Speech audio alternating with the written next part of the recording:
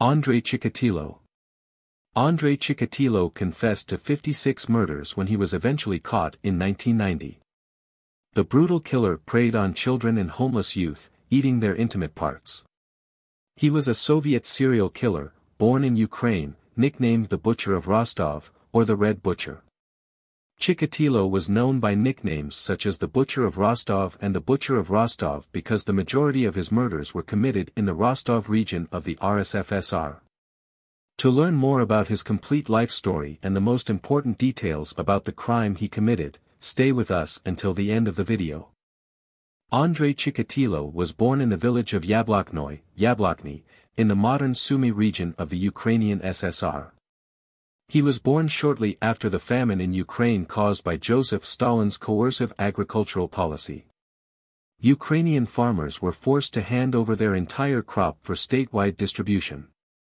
Mass starvation spread throughout Ukraine, and reports of cannibalism rose. Chikatilo's mother, Anna, told him that his older brother Stepan had been kidnapped and cannibalized by hungry neighbors, although it has not been proven independently whether this actually happened. Chikatilo's parents were farm workers who lived in a one-room hut. As a child, Chikatilo slept in the same bed with his parents.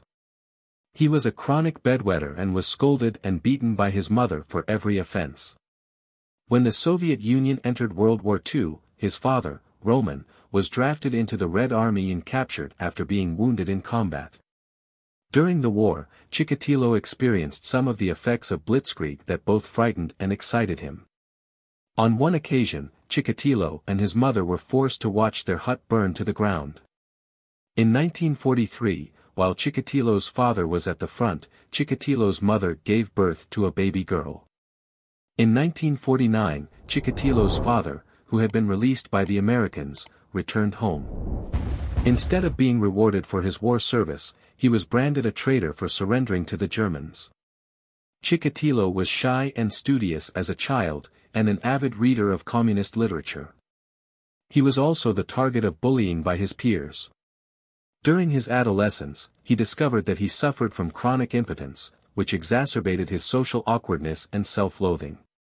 Chikatilo was shy in female company. His only sexual experience as a teenager was when, at 17, he jumped on an 11-year-old girlfriend of his younger sister and wrestled her to the ground, ejaculating while the girl struggled at his waist. Catch. In 1953, Chikatilo finished his studies and applied for a scholarship to Moscow State University. Although he passed the entrance exam, his grades were not good enough for admission. Between 1957 and 1960, Chikatilo performed his compulsory military service. In 1963, Chikatilo married a woman to whom his younger sister introduced him. The couple had a son and a daughter. Chikatilo later claimed that his marital sex life was minimal, and that after his wife realized that he was unable to maintain an erection, he and his wife agreed that in order for her to become pregnant, he would have to ejaculate externally and push his semen into her vagina with his fingers. In 1965, their daughter Ludmila was born, then his son Yuri in 1969.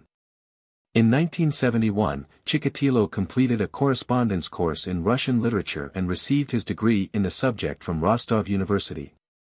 Chikatilo began his career as a teacher of Russian language and literature in Novoshakhtinsk. His career as a teacher ended in March 1981 after several complaints of child molestation against pupils of both sexes. Chikatilo eventually took a job as a supply clerk at a factory. The beginning of the murders. In September 1978, Chikatilo moved to Shakhty, a small coal mining town near Rostov-on-Don, where he committed his first documented murder.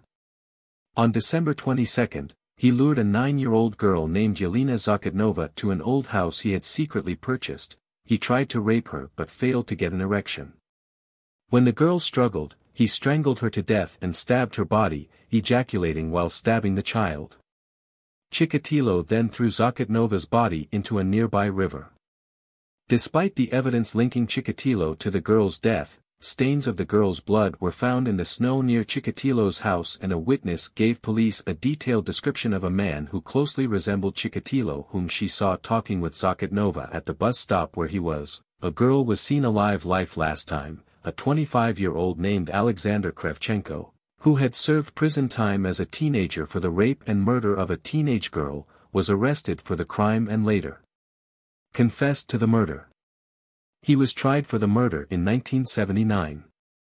At his trial, Kravchenko retracted his confession and maintained his innocence, saying his confession had been obtained under extreme duress. Despite his retraction, he was found guilty of murder and sentenced to 15 years in prison, the maximum possible prison term at the time. Under pressure from relatives of the victim, Kravchenko was retried and eventually executed for the murder of Lena Zakatnova in July 1983. After Zakatnova's murder, Chikatilo was only able to achieve sexual arousal and orgasm by stabbing and dismembering women and children to death, and later stated that he was overwhelmed by the desire to relive the experience. Chikatilo committed his next murder in September 1981, when he tried to have sex with a 17-year-old boarding school student named Larissa Tkachenko in a forest near the Don River. When Chikatilo failed to achieve an erection, he became enraged, beat her, and strangled her to death. Since he did not have a knife, he mutilated her body with his teeth and a stick. After Biryuk's murder, Chikatilo no longer tried to resist his murderous urges. Between July and December 1982, he killed 6 more victims aged between 9 and 19.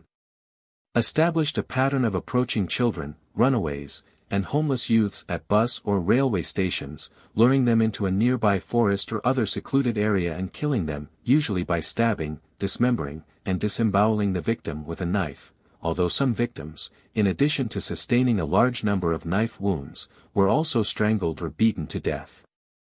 Many of the bodies were found to bear cracks in their eye sockets. Pathologists concluded that the injuries were caused by a knife, leading investigators to conclude that the killer had gouged out his victims' eyes.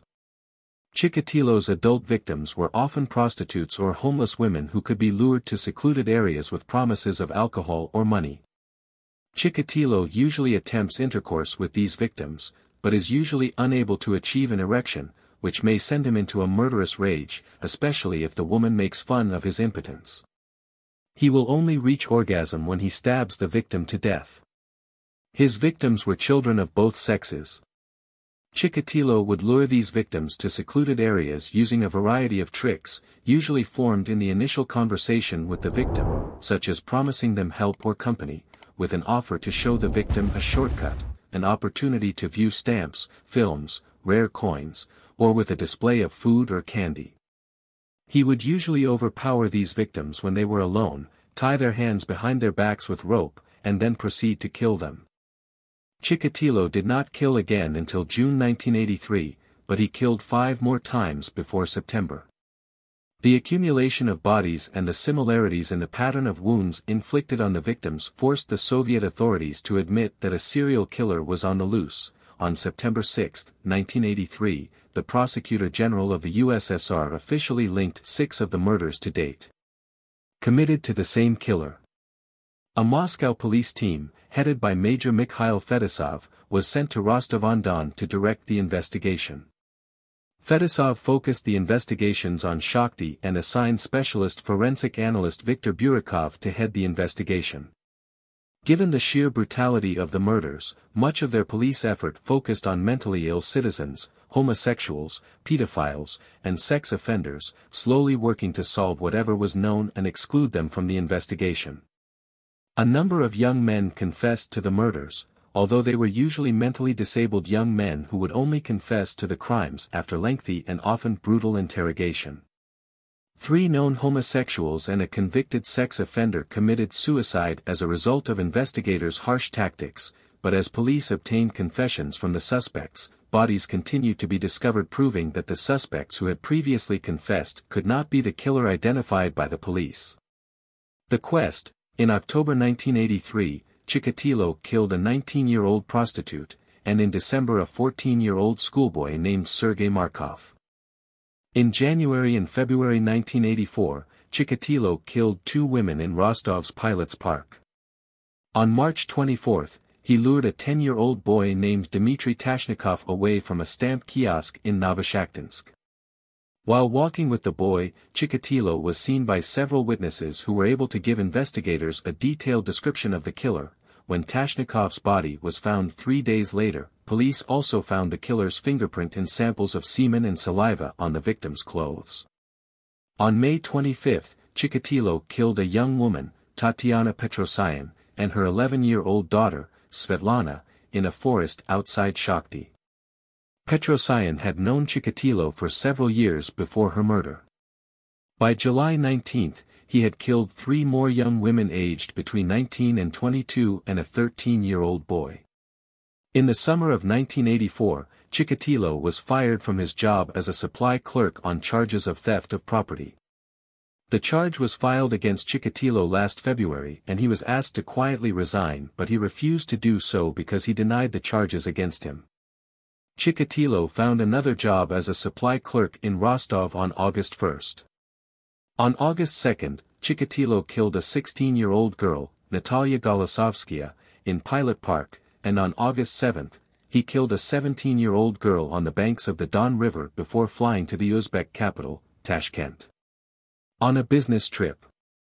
By the time Chikatilo returned to Rostov on August 15, he had killed a young woman and a 12-year-old girl. Within 2 weeks, an 11-year-old boy was found strangled, castrated and with his eyes gouged out in Rostov before a young librarian, Irina Lashinskaya, was murdered in Rostov's Pilots Park on September 6. Arrest and release. On September 13, 1984, exactly 1 week after his 15th murder of the year, an undercover investigator observed Chikatilo trying to lure young women away from a Rostov bus station. He was arrested and detained. A search of his belongings revealed a knife and a rope. It was also discovered that he was under investigation for petty theft at one of his former employers, giving investigators the legal right to detain him for an extended period of time. Chikatilo's questionable background was revealed, and his physical description matched that of the man seen with Dmitry Tashnikov in March. But these factors did not provide sufficient evidence to convict him of the murders. He was convicted of stealing his former employer's property and sentenced to 1 year in prison.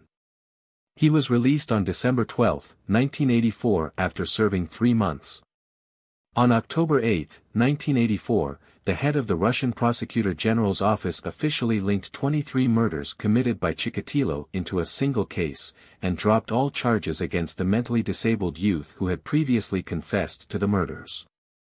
After the murder of Irina Lashinskaya on September 6, no other bodies bearing the mutilation mark of the Chikatilo murders were found, and investigators in Rostov assumed that the unknown killer may have moved to another part of the Soviet Union and continued killing there. Rostov police sent bulletins to all forces across the Soviet Union, describing the web of wounds inflicted on his victims by their unknown killer and requesting comments from any police force that discovered murder victims with wounds identical to those found on victims found in the Rostov region. The response was negative. No other police force had found murder victims with injuries matching those mentioned in the bulletin. Late murders and stalking. Upon his release from prison, Chikatilo found new work in Novocherkassk and kept a low profile. He did not kill again until July 31, 1985, when he killed a young woman near Domodedovo Airport, near Moscow. 1 month later, Chikatilo killed another woman in Shakhty. Both victims were linked to the hunt for the killer. In November 1985, a special prosecutor named Isa Kostoyev was appointed to supervise the investigation. The known murders around Rostov were carefully re-investigated and the police began another round of questioning of known sex offenders. The following month, the militia and the Druzhina People's Volunteer Party renewed patrols of the railway stations around Rostov. Police also took the step of consulting psychiatrist Dr. Alexander Buchanovsky, the first consultation of its kind in the investigation of a serial killer in the Soviet Union. Buchanovsky produced a 65-page psychological profile on the unknown killer for investigators, describing the killer as a man between 45 and 50 years old who was of average intelligence, who was likely married or had been married, but who was also unmarried. A sadist can only achieve sexual arousal by seeing his victims suffer. Buchanovsky also argued that because many of the killings occurred on weekdays near mass transit and across the entire Rostov region, the killer's job required him to travel regularly, and based on the actual days of the week on which the killings occurred, the killer was most likely connected production schedule. Chikatilo carefully followed the investigation, read newspaper reports about the hunt for the killer and kept his motives for murder under control. Throughout 1986 he is not known to have committed any murders. In 1987 Chikatilo was killed 3 times. Each time he was killed during a business trip away from Rostov Oblast, and none of these murders were connected to the chase in Rostov. Chikatilo's first murder was committed in 1987 in May, when he killed a 13-year-old boy named Oleg Makarenkov in Revda. In July, he killed another boy in Zaporozhye, and a third in Leningrad in September. In 1988, Chikatilo killed 3 times, killing an unidentified woman in Krasny Sulin in April and 2 men in May and July. His first murder had similar wounds to victims linked to the manhunt between 1982 and 1985, but since the woman was killed with a slab of concrete, investigators were unsure whether the murder should be linked to the investigation. In May, Chikatilo killed a 9-year-old boy in Ilovaisk, Ukraine. The boy's wounds left no doubt that the killer had struck again, and that this murder was connected to the stalking. On July 14, Chikatilo killed a 15-year-old boy named Yevgeny Muratov at Donlaskaz station near Shakhty. Muratov's murder was also linked to the investigation, although his body was not found until April 1989. Chikatilo did not kill again until March 8, 1989, when he killed a 16-year-old girl in his daughter's vacant apartment. He dismembered her body and hid the remains in a sewer. Since the victim had been dismembered, police did not link her murder to the investigation. Between May and August, Chikatilo killed 4 more victims, 3 of whom were killed in Rostov and Shakhty, although only 2 of the victims were related to the killer. On January 14, 1990, Chikatilo killed an 11-year-old boy in Shakhty. On March 7, he killed a 10-year-old boy named Yaroslav Makarov in the Rostov Botanical Gardens. The disemboweled body was found the next day. On March 11, investigation leaders, headed by Mikhail Fedosov, held a meeting to discuss progress in the hunt for the killer. Fedosov came under intense pressure from the public, the press, and the Moscow Interior Ministry to solve the case. The intensity of the manhunt in the years up to 1984 had declined somewhat between 1985 and 1987, when Chikatilo was murdered. Only 2 victims had been conclusively linked to the killer, both in 1985. By March 1996 other victims were linked to the killer. Fedosov had noted laxity in some areas of the investigation, and warned that people would be fired if the killer was not caught soon. Chikatilo had 3 more victims by August 1990. On April 4, he killed a 31-year-old woman in a forest near Donlaskaz station, and on July 28, he lured a 13-year-old boy away from Rostov train station and killed him. In the Rostov Botanical Gardens, and on August 14, he killed an 11-year-old boy in the reeds near the beach of Novocherkassk. The trap. The discovery of more victims led to the launch of a large-scale police operation. Because so many victims were found at stations on a single railway route through Rostov Oblast, Viktor Burakov, who had been involved in the hunt for the killer since 1982, proposed a plan to saturate all major stations in the Rostov Oblast with clearly uniformed police. His presence can only be noticed by the killer, with the aim of dissuading the killer from trying to hit any of these locations, and with smaller, less crowded stations manned by undercover agents, his activities are more likely to be noticed. The plan was approved, and both uniformed and undercover officers were directed to question any adult male in the company of a young woman or child and record his name and passport number. The police deployed 360 men to all stations of the Rostov region, and undercover officers only to the 3 smallest stations, Kirpiknaya, Donlaskaz, and Lisostep, on the route through the area where the killer had repeatedly struck, in an attempt to subdue the killer. To hit one of these 3 stations, The operation was carried out on October 27, 1990. On October 30, police found the body of a 16-year-old boy named Vadim Gromov at Donlaskaz station. Gromov was killed on October 17, 10 days before the initiative was implemented. On the same day that Gromov's body was found, Chikatilo lured another 16-year-old boy, Viktor Tishchenko, from a train at Kirpiknaya station, another station under secret police surveillance, and killed him in a nearby forest. Monitoring. On November 6, 1990, Chikatilo killed and mutilated a 22-year-old woman named Sveta Koristik in a forest near Donlaskaz station. As he was leaving the crime scene, he was seen by an undercover officer. The policeman noticed Chikatilo approaching the well and washing his hands and face. As he approached the station, the undercover officer noticed that his coat had grass and soil stains at the elbows. Chikatilo also had a small red smudge on his cheek. To the officer, he looked suspicious.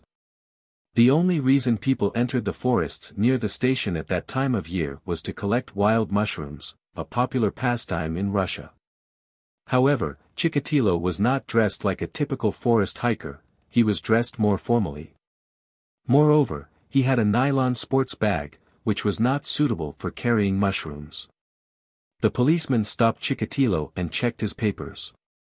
Since there was no official reason for the arrest, Chikatilo was not detained. When the policeman returned to his office, he filed an official routine report, listing the name of the person who had stopped him at the train station. On November 13, Korostik's body was found. The police summoned the officer in charge of surveillance at Donlaskaz station and examined the reports of all the men who had been stopped and interrogated in the previous week. Chikatilo's name was among those reports and his name was familiar to many of the officers involved in the case, having been interrogated in 1984 and placed on a list of suspects in 1987. When checking with Chikatilo's current and former employers, investigators were able to place Chikatilo in different towns and cities at times when multiple victims connected to the investigation were killed. Former colleagues from Chikatilo's teaching days told investigators that Chikatilo was forced to resign from his teaching position due to complaints of sexual assault from several students. Police placed Chikatilo under surveillance on November 14. On several occasions, especially on trains or buses, he has been observed approaching lonely young women or children and entering into conversation with them. If the woman or child interrupted the conversation, Chikatilo would wait a few minutes and then look for another conversation partner. On November 20, after 6 days of surveillance, Chikatilo left his home with a 1-gallon beer bottle, then wandered around Novocherkassk, trying to contact children he met on his way. Upon exiting a cafe, Chikatilo was arrested by 4 plainclothes police officers. Final arrest. Upon his arrest, Chikatilo made a statement in which he claimed that the suspicion against him was wrong, and complained that he had also been arrested in 1984 for the same series of murders. A strip search of the suspect revealed another piece of evidence: one of Chikatilo's fingers had a flesh wound. Medical examiners concluded that the wound was in fact the result of a human bite. Chikatilo's penultimate victim was a physically strong 16-year-old. At the crime scene, police found many signs indicating a fierce physical struggle between the victim and his killer. Although it was later discovered that his finger bone was broken and his nail bitten off, Chikatilo never sought medical attention for the wound. A search of Chikatilo's belongings revealed that he was in possession of a folding knife at the time of his arrest. Chikatilo was placed in a cell inside KGB headquarters in Rostov with a police informant, who was instructed to engage Chikatilo in conversation and obtain any information he could from him. The next day, November 21, Chikatilo's formal interrogation began. Chikatilo was interrogated by Isa Kostoev. The strategy chosen by the police to extract a confession was to lead Chikatilo to believe that he was a very sick man in need of medical assistance. This strategy was intended to give Chikatilo hope that if he confessed he would not be tried by reason of insanity. The police knew that their case against Chikatilo was largely circumstantial, and under Soviet law, they had 10 days during which they could legally detain the suspect before charging or releasing him. Throughout the interrogation, Chikatilo repeatedly denied committing the murders, although he admitted to molesting his students during his career as a teacher. He also produced several written articles for Kostoyev, which, although evasive as to the actual murders, revealed psychological symptoms consistent with those written by Dr. Buchanovsky in 1985. The interrogation techniques used by Kostoyev may also have caused Chikatilo to turn defensive stance, exchange of informants. The KGB cell with Chikatilo told the police that Chikatilo told him that Kostoyev repeatedly asked him direct questions regarding the mutilation of the victims. Chikatilo's confession. On November 29, at the request of Burakov and Fedosov, Dr. Alexander Buchanovsky, the psychiatrist who wrote the psychological profile of the then-unknown killer for investigators in 1985, was invited to assist in the interrogation of the suspect. Buchanovsky read excerpts from his 65-page psychological file on Chikatilo. Within 2 hours, Chikatilo confessed to 36 murders that the police linked to the killer, although he denied 2 additional murders that the police initially linked to him. On November 30, he was formally charged with each of these 36 murders, all committed between June 1982 and November 1990. Chikatilo confessed to 20 other murders that were not related to the case, either because the murders were committed outside the Rostov region, or because the bodies were not found, or, in the case of Yelena Zakotnova, because an innocent man had been murdered. He was convicted and executed for murder. In December 1990, Chikatilo led police to the body of Alexei Kobatov, the boy he had confessed to killing in 1989 and whom he had buried in a forest near the Shakhty cemetery, proving unequivocally that he was the killer. He later led investigators to the bodies of 2 other victims whom he confessed to killing. 3 of the 56 victims Chikatilo admitted to killing have never been found or identified, but Chikatilo was accused of killing 53 women and children between 1978 and 1990. He was held in the same cell in Rostov-on-Don where he was held in 1978 and 1990. November 20, awaiting trial. Psychological evaluation.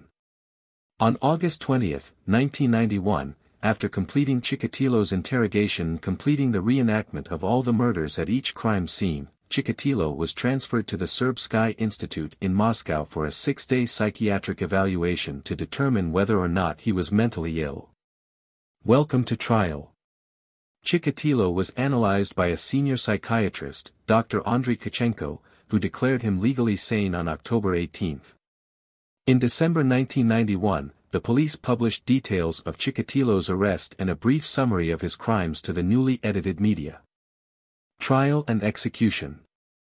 The trial of Andrei Chikatilo was the first major event in post-Soviet Russia. Chikatilo stood trial in Rostov on April 14, 1992.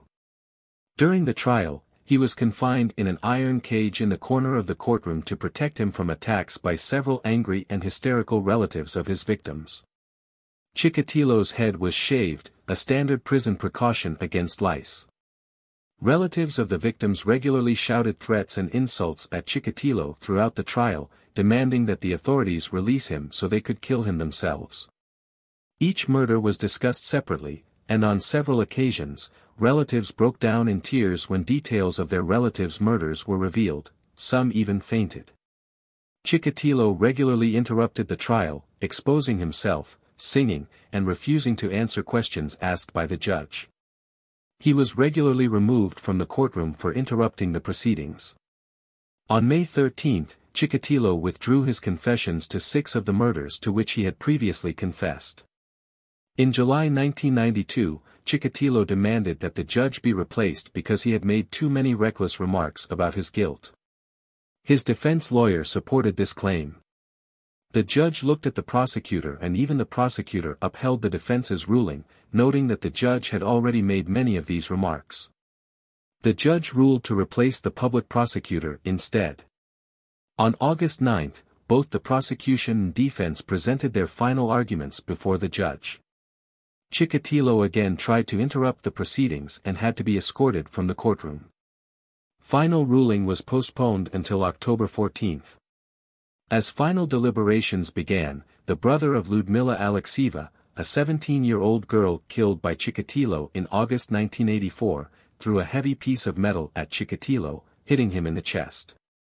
When security tried to arrest the young man, relatives of the other victims protected him, which prevented his arrest. On October 14, the court reconvened and the judge read the list of murders again, which was not finalized until the next day. On October 15, Chikatilo was found guilty of 52 of the 53 murders and sentenced to death for each crime. Chikatilo kicked his chair across his cage when he heard the referee and began shouting obscenities. He was offered a final opportunity to speak in response to the ruling, but remained silent. When issuing the final ruling, Judge Leonid Akobzianov delivered the following speech. Given the brutal crimes he committed, this court has no alternative but to impose the only sentence he deserves. I therefore sentence him to death. On January 4, 1994, Russian President Boris Yeltsin rejected a final request for clemency. On February 14, Chikatilo was taken to a soundproof room in Novocherkassk prison and executed with a single bullet behind the right ear.